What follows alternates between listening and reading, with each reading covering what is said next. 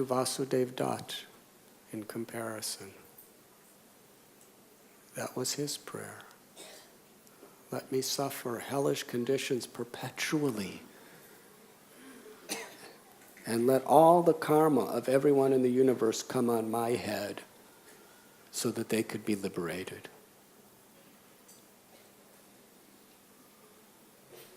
Vasudev Dutt was so detached, especially in this charitable way. Just on a regular day-to-day basis, you could imagine what he was like. If overall he was willing to go to hell forever so that everyone could go back to Godhead. Now, Sri Chaitanya Mahaprabhu is a sannyasi. And he was really a strict sannyasi. You know, all the details of sannyas he was very, very much adhering to be an example for others. But even Mahaprabhu, Sri Chaitanya, he was worried about Vasudev Dutt. And we read in the Chaitanya Charitamrita how Sri Chaitanya Bhagavat also, Mahaprabhu, he instructed Shivananda Sain to take care of Vasudev Dutta's financial accounts at home. For a simple reason. Vasudev Dutt had a family. And anybody, whoever needed anything, Vasudev Dutt would give him everything. Whatever he had, if he saw anybody in need, he would give it. And he didn't give it in a calculating way. Usually most charitable people are very calculating. Vasudev Dutt would just give whatever a person needed.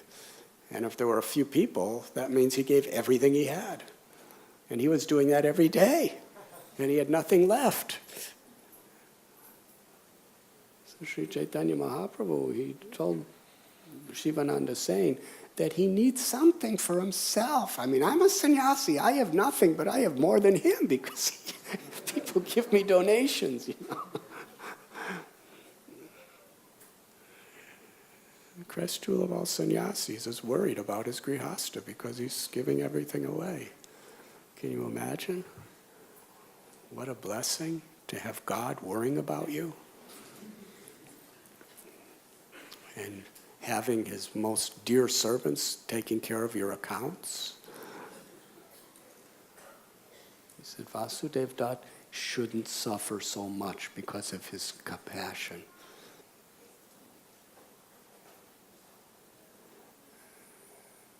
Now, living here in the 21st century in Bombay, we may think this is quite impractical. And for us, it is. But the spirit and the principle is what we must follow in the footsteps of. The principle is not only practical, it is essential to actually imbibe the Vedic culture and the Vaishnava culture.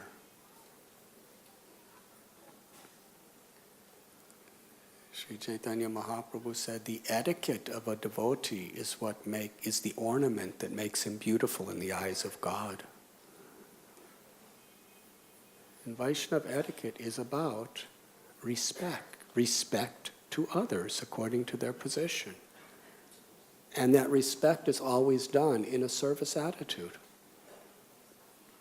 As the servant of the servant of the servant. This is what Vaishnava etiquette is about. Being the servant of the servant of the servant and offering all respect according to the time, place, and person. Kala Desha Patra.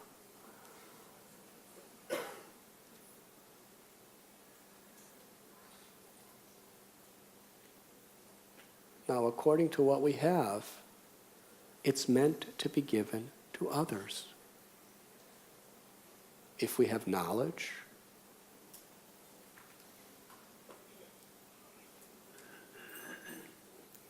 what is that example I think of? If you have knowledge but you don't share it with others, then it it doesn't even have a realistic effect on the person who has it. That's the purpose of knowledge. To serve others. By our example and by our words. If we're not sharing the knowledge we have, then we cannot get realization of that knowledge.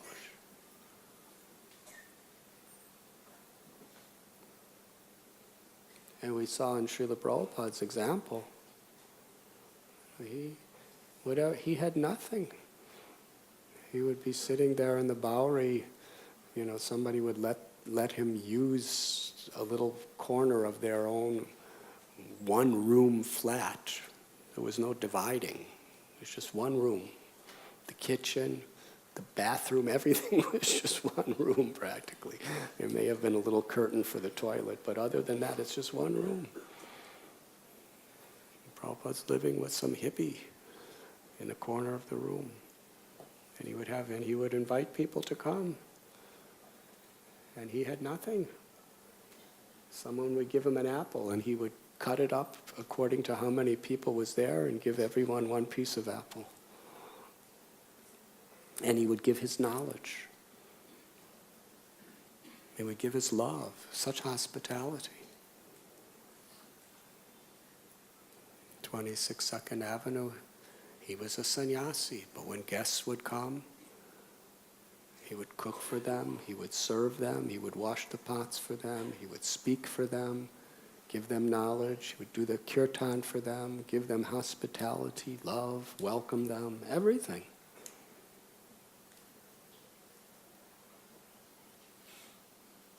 If we have wealth, we should understand our wealth is meant to be shared with others. If we have skills, our skills are meant to be shared with others. Whatever God gives us, we can't claim possession of it. It's not mine. Krishna is the intelligence of the intelligent. Krishna is the strength of the strong. Krishna is the ability in men and women. When Krishna entrusts us, it is our responsibility to use it for the welfare of others, like Ranti Dev. Not like Duryodhana, though, except that one instant. Like Vasudev Datta, and like all others.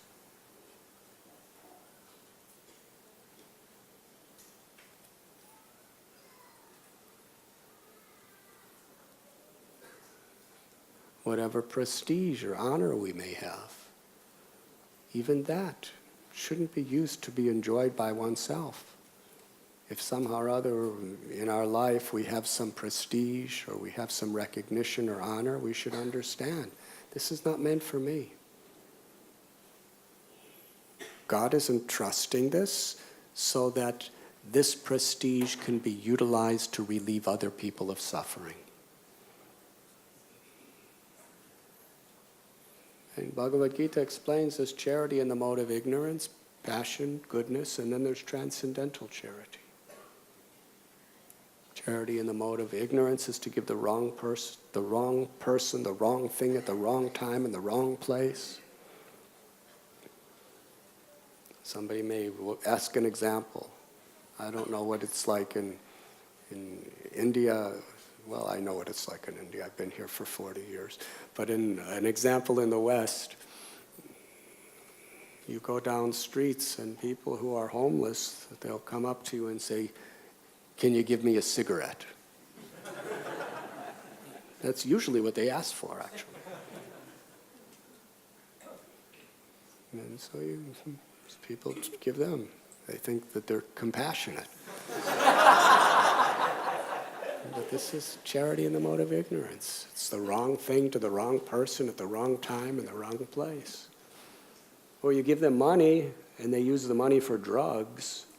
That's in the mode of ignorance.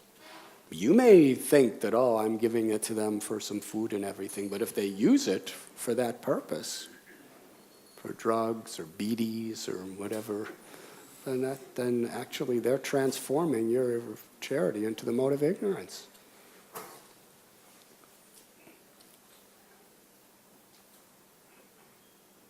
Charity in the mode of passion is when we're giving it with the desire for prestige, when we're doing it for some material gain. Sometimes the more you give charity, the more people think you're charitable and they'll buy your product, and then you become more wealthy, so it's a good investment. Or you get tax write-offs. Or you get popularity and prestige. That's in the mode of passion. Charity and sattva guna, goodness, is to give the right thing to the right person at the right time in the right place without ulterior motives. Completely unselfishly. Mode of goodness means unselfish. We're really doing it to help someone, and we actually are helping them.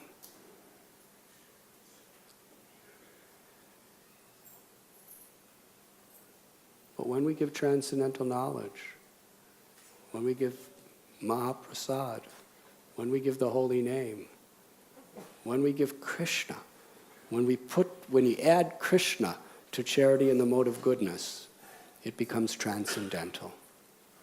It becomes divine. It's charity to the body, mind, and soul. It uplifts the heart. Sri Chaitanya Mahaprabhu explained the highest of all charity is to give people the facility by which they can awaken their love for Krishna.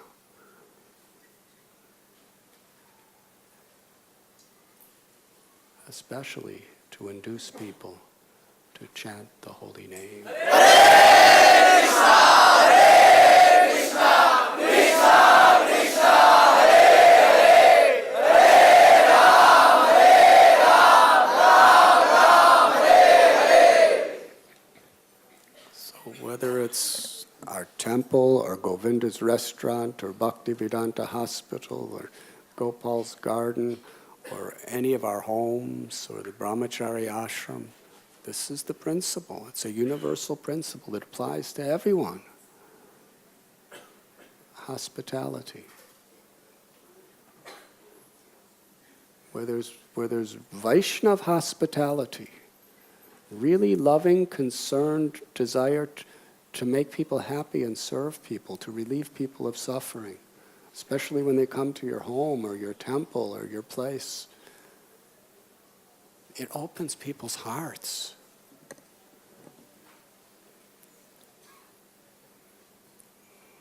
And factually, Srila Prabhupada's books answer every question anyone can have.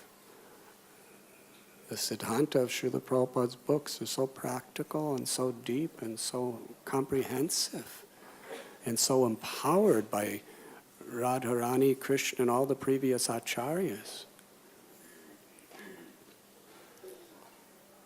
But when people come to our places, whether it's our homes or our temples, and they really feel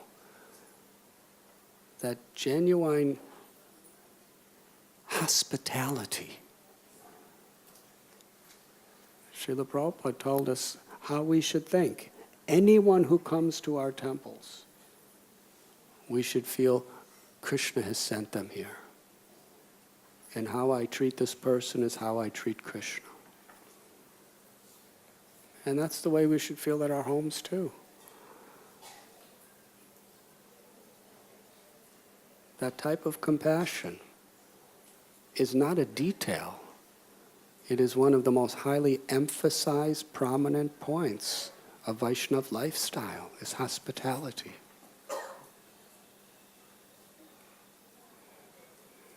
Just the other day during prasadam at lunch, we were reading from Srila Prabhupada Lilamrita, and Prabhupada wrote a letter to every temple in the world giving an order that anyone who comes to the temple must get full prasad.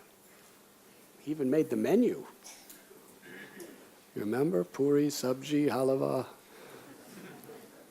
And as soon as people come and eat it, you start making again. And then you start making again and start making again.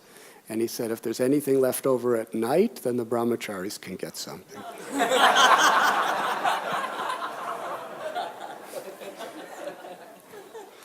So don't worry about having too much. And that was his logic. It's the spirit that we have to understand, this hospitality. People's hearts melt. They believe the philosophy because they see it in action when they feel the love and the compassion in a devotee's hospitality. So we've put tremendous efforts in this guest reception department with Sankirtan Prabhu and Gokulananda Prabhu. And so many grihastas now are helping. It's extremely important.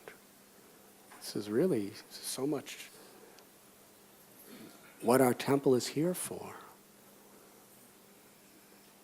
So that anybody, whoever, whenever they come, they feel the loving reception, welcoming, and hospitality of the devotees' hearts. And this should extend in every aspect of our lives. In fact, these days, even in business, in some of the greatest experts in analyzing successful businesses, what often breaks or makes a business is their hospitality. People would rather go to a place with good hospitality, where they feel loved and wanted and cared for, than a place where they just get a good product. If you have a choice. It's human nature. Because human nature is everyone essentially wants to be loved and everyone wants to love. And when you love someone, if they're reasonably good people, which most people are, if you show love to someone, they reciprocate and they start to love you. If you show affection, people open up and give affection. You disarm them. You know, there are some bad people who you show kindness to them and they think that you're doing it only to exploit them, and then they'll devise a way to exploit you. But most people, if they feel loved and cared for, they want to reciprocate.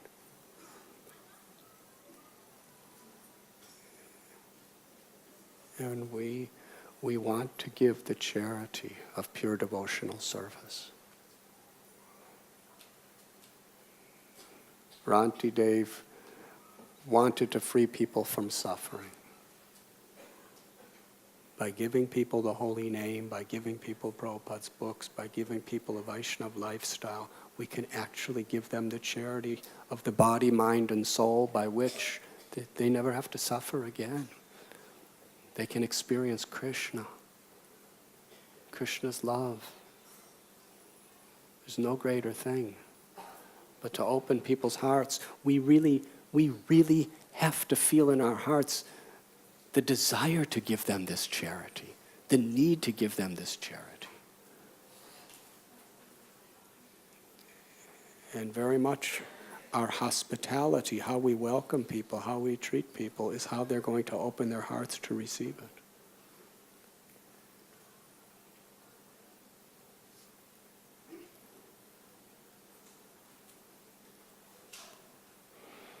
And as this story goes on, we see this idea of charity developing more and more and more. When Vamanadev approaches Bali Maharaj, what was it, on the Narmada River? He was performing this massive yajna, sacrifice. And Vamanadev comes in this little dwarf form of a Brahmin. And he comes, and Bali Maharaj understands. He's an uninvited guest. He's Atiti. He's an uninvited guest. I have to serve him. I have to please him. I have to welcome him.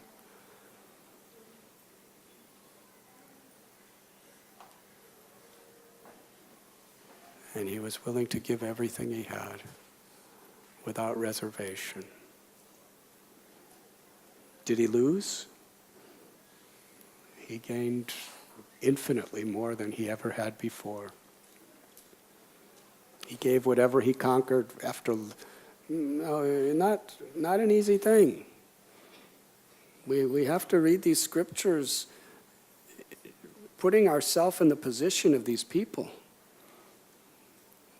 Bali had just, through all kinds of defeats and all kinds of setbacks, finally he did it. He conquered the universe. And now he's about to give it all away, just to keep his promise of giving in charity to an uninvited guest.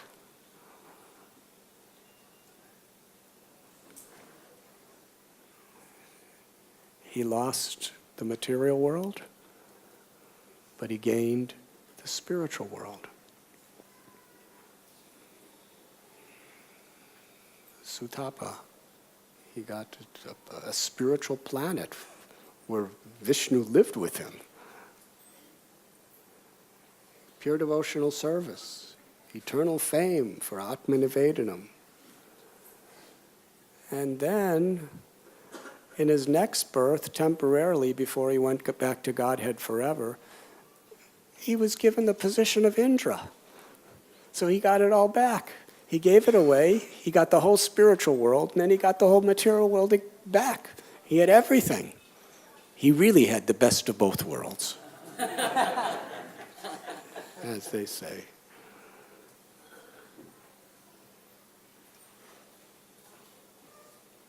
Is there any questions? Yes, Prabhu.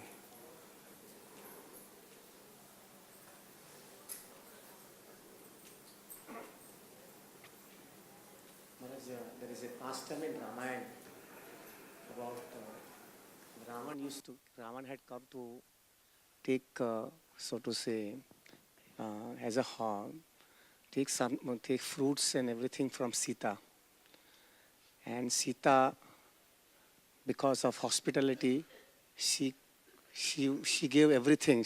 She crossed that langle and she crossed it and she gave everything to Ravan. And all the problem had happened after that.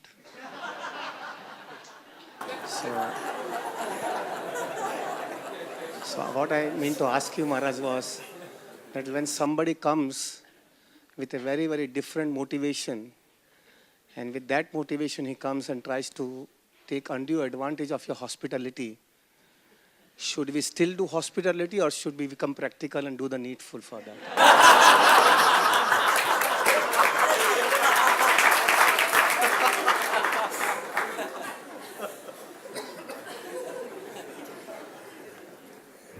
You should be practical and do the needful.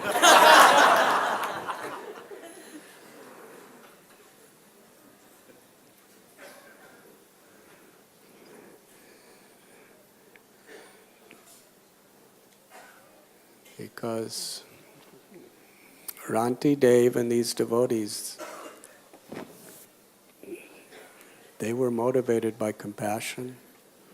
And Sita actually was also motivated by compassion. If she knew he was Ravana, she wouldn't have done it. Yes? But she thought he was a sage.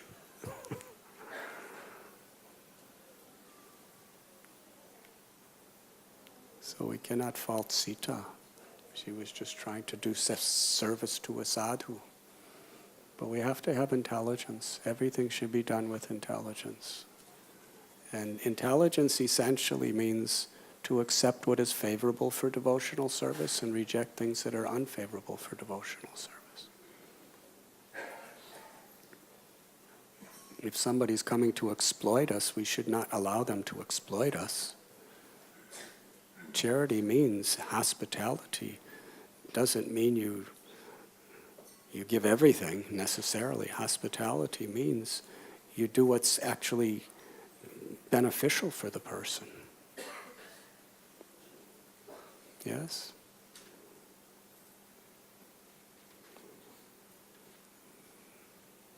If somebody comes to the temple and they say, well, I want Prabhupada's Vyasa-san. This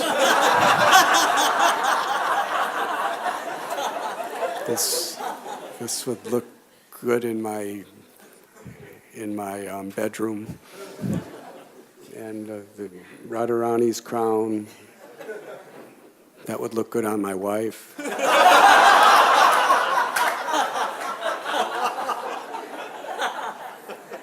And the monkeys on the altar, my children would have fun playing with them. So it's not that Gokulananda says, yes, yes, of course.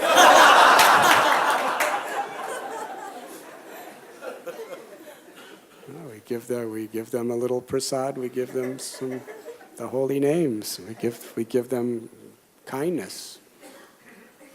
But it can't be done with foolishness.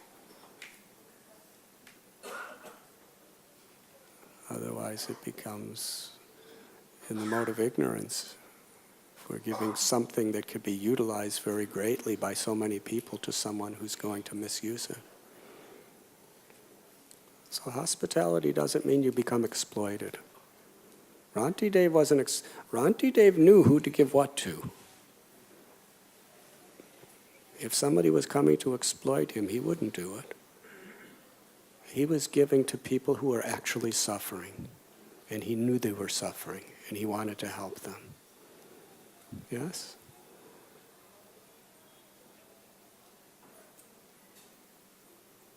And this was also Ravana's brilliance. He knew that Sita's hospitality, especially towards sages and Brahmins, was something that he wanted to exploit. It was his brilliance. But ultimately he was destroyed for trying to exploit her goodness. So yes, you should be practical and do the needful. Does that answer your question? We should not let people exploit us for their own greedy, selfish purposes. But we should be trying to uplift people and give people benefit in Krishna consciousness. Yes, Vrishabhanu Prabhu. Thank you for a fascinating class, Maharaj.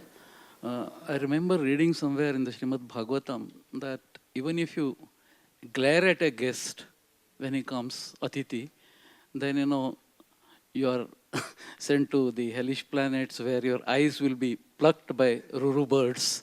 Now, as devotees, we may not think so much about it, but at the same time, what do we learn from this kind of statement in the Srimad Bhagavatam, where literally you're scared, that glaring at a guest. Now, we may even glare at devotees at times. I don't know. So what do we learn from this? Did you ever see a Ruru bird? They make vultures look like parrots.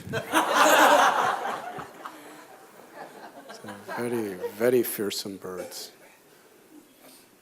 And not only they pluck out your eyes, and you go through that whole thing, but then after you go through all the pain of your eyes getting plucked out, then new eyes grow back. And then only for the purpose so that they can pluck them again. Does that answer your question?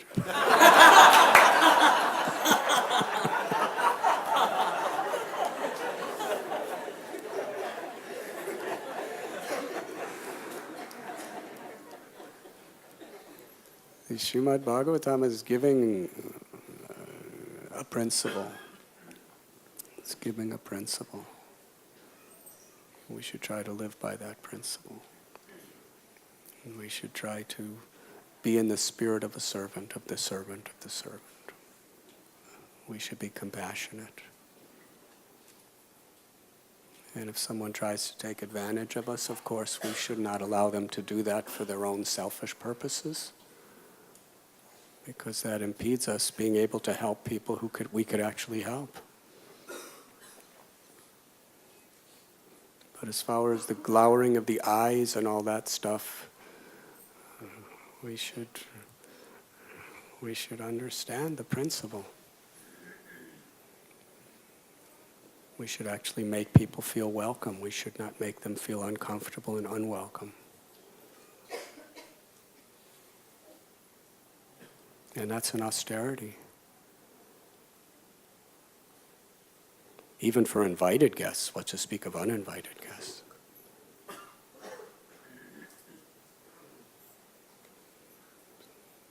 Does that answer your question? Yes, Maharaj, thank you very much.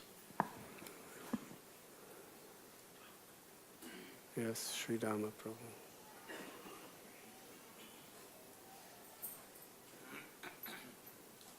Krishna. Maharaj, there were two questions. First is, this beautiful story that you mentioned about Duryodhan. It is very bewildering because just few, in the past, he had practically wanted to disrobe Draupadi. So he had done the most horrible thing that a person can do.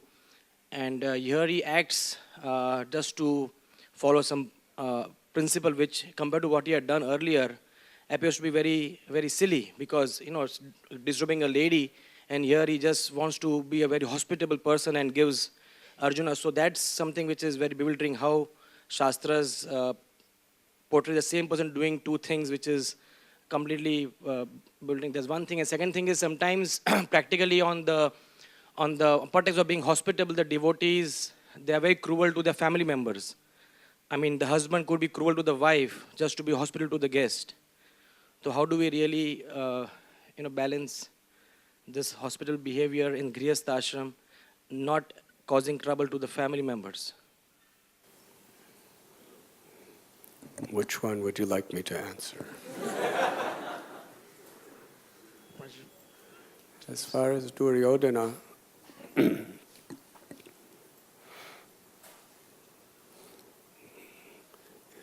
the way Kshatriyas lived, especially at that time, they had a certain sense of honor.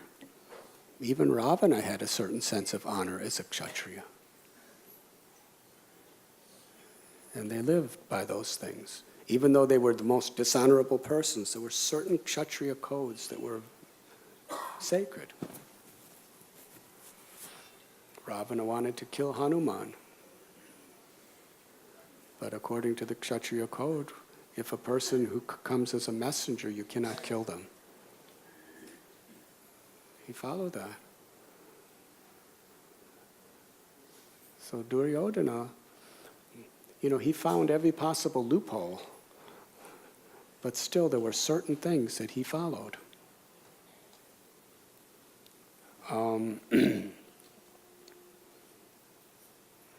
In the Battle of Kurukshetra, when Dronacharya continued the fighting after sunset, that was really a very sinful thing. And he had to die for that eventually. He just got so carried away in his Kshatriya fighting and anger. He broke a very serious rule. So in the sense of Draupadi, and these Kshatriyas like Duryodhana, he was extremely, extremely cunning. And therefore he was, splitting the hairs of the rules and regulations to justify what he did. The fact is that he previously had won Draupadi in the gambling match. Yes? So that means she was his property. She belonged to him. He convinced Yudhisthira to bet her, and he lost. So in that way, even though it was from the humane side of the heart, it was a terribly, terribly cruel, despicable thing he was doing. On a very literal level, he wasn't really breaking the Kshatriya codes because she was his and he could do anything he wanted. He was taking advantage of that. That was his plan.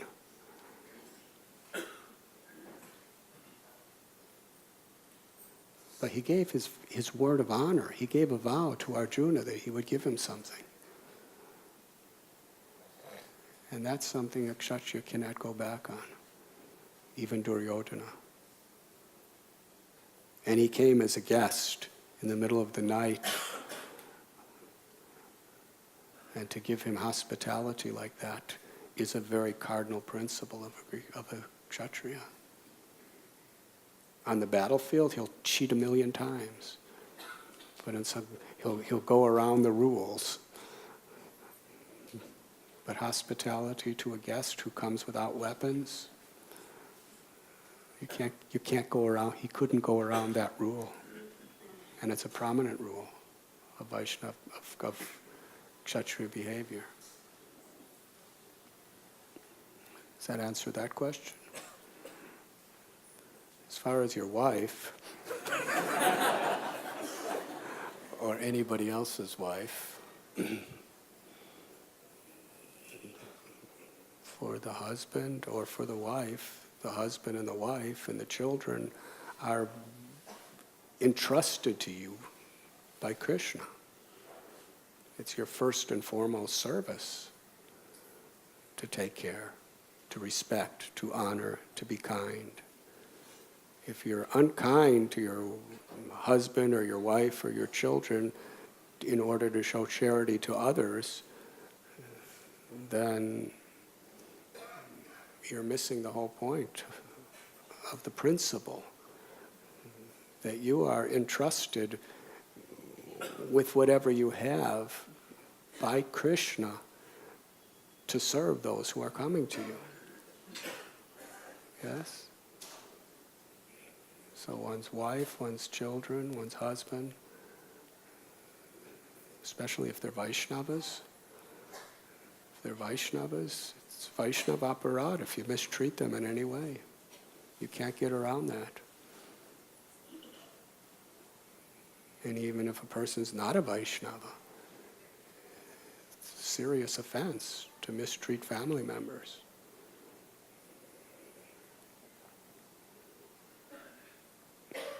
The idea is the family should be a team in giving charity. But if the teammates are beating each other and misusing each other, then how are they going to win the game? Yes, there has to be unity. And that unity comes through respect, through care, through honoring each other. That's the critical foundation for it to actually be the Grihastha ashram.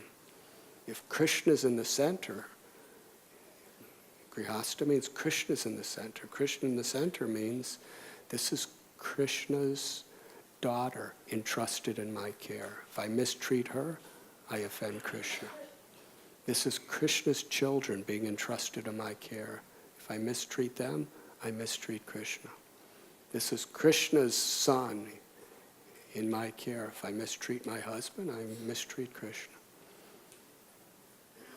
And from that base of the respect within a family, we could actually be charitable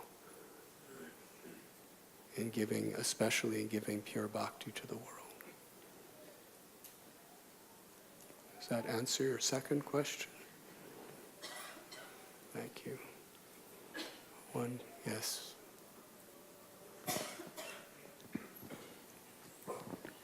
Haribol. Thank you for your class, Maharaj. I have a question about practical application. Where we live, my wife and I, we live on the first floor and our landlord lives on the ground floor. And our landlord is not a gentleman by any stretch. He drinks alcohol every day. He complains that his family doesn't allow him to start drinking in the morning, so he begins drinking in the evening. They don't wash their clothes, they don't bathe, they eat meat every day. The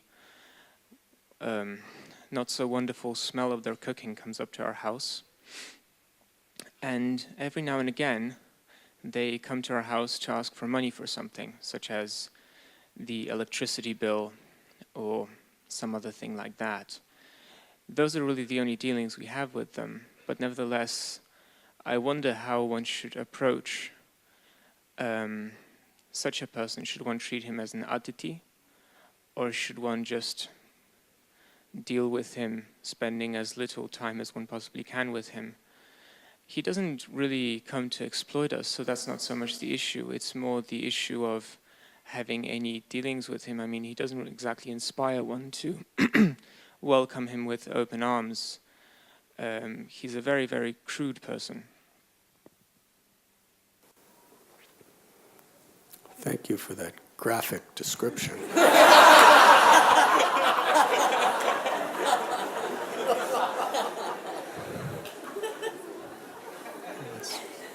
That's better than my class, right?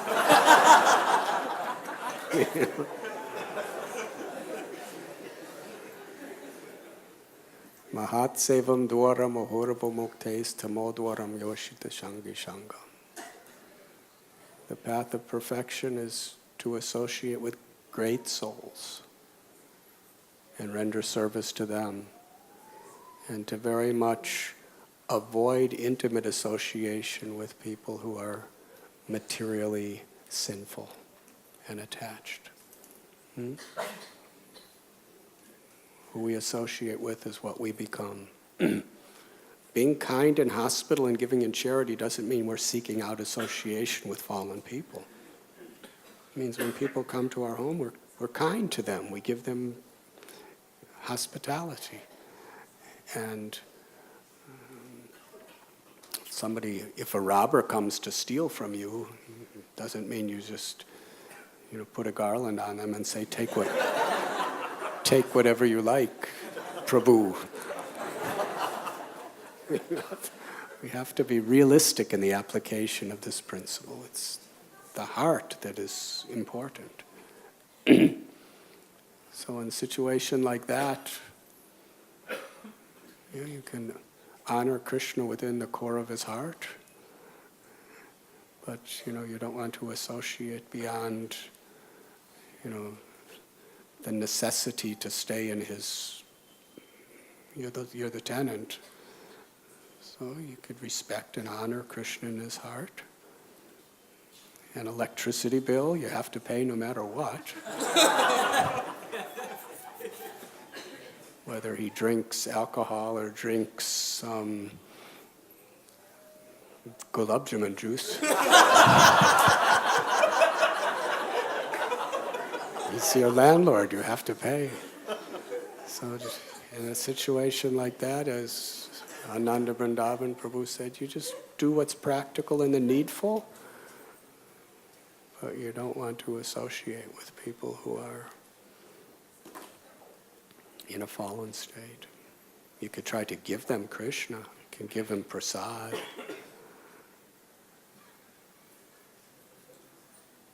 can pray for him. You could do loud kirtan so he has to listen. Yes? So there is no reason to invite him inside. Just when he comes to the door, you just give him the check. Thank you very much. Haribol. I mean, we don't Unless need to. you really feel that you could help uplift him. If you really feel and you're confident that you can help to uplift him, then you should try. But if you don't, then you should just do like that. But really hearing means we take it seriously. And what does it mean to take something seriously? It means to apply what we hear without ulterior motives to our life. That's what seriousness means. Serious doesn't mean I'm sitting in class like this with a very serious expression on my face. Anyone can do that. Any Bollywood actor can do that. Seriousness means with all of our capacity, we apply these teachings to our life without ulterior motives. And according to how we take Krishna consciousness seriously, we will advance in Krishna consciousness. Otherwise, we can follow and follow and follow year after year after year and not make much advancement at all unless we take the teaching seriously. And Prabhupada didn't want us just to hear. Prabhupada wanted us to love Krishna. So that's why, with tears in his eyes, he would plead with us, I'm giving you everything. Please, just take it seriously. Chant with sincerity. Serve with sincerity. Hear with sincerity.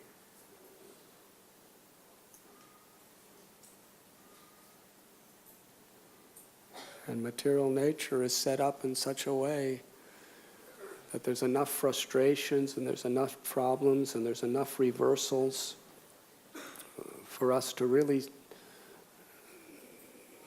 examine the content of our own heart. Am I really taking Krishna consciousness seriously? Is it just some form of entertainment for me?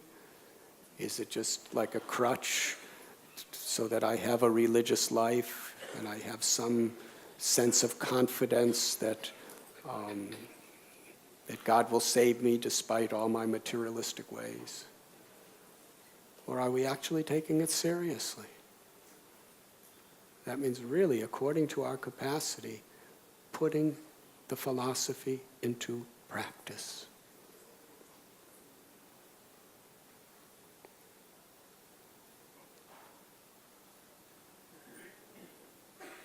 Sometimes people who know so much philosophy, they become so caught up in the intellectual aspect of the philosophy, they don't really take any of it seriously. They just want to know more and more and more. Prabhupada said, even if you just know a few things, the basis of Krishna consciousness, and you take seriously and practically apply it to your life, you will attain perfection. It's guaranteed. It's 100% unconditionally guaranteed by Krishna, by Prabhupada, if we just take these teachings seriously, by trying our ardent best to apply them to our life, without hypocrisy or ulterior motive, we will go back home, back to Godhead. Krishna will dance within our hearts.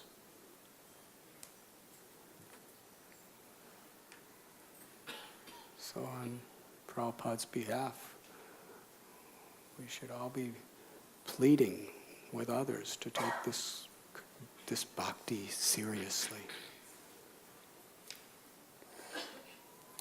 Srila Prabhupada ki jai. Thank you very much.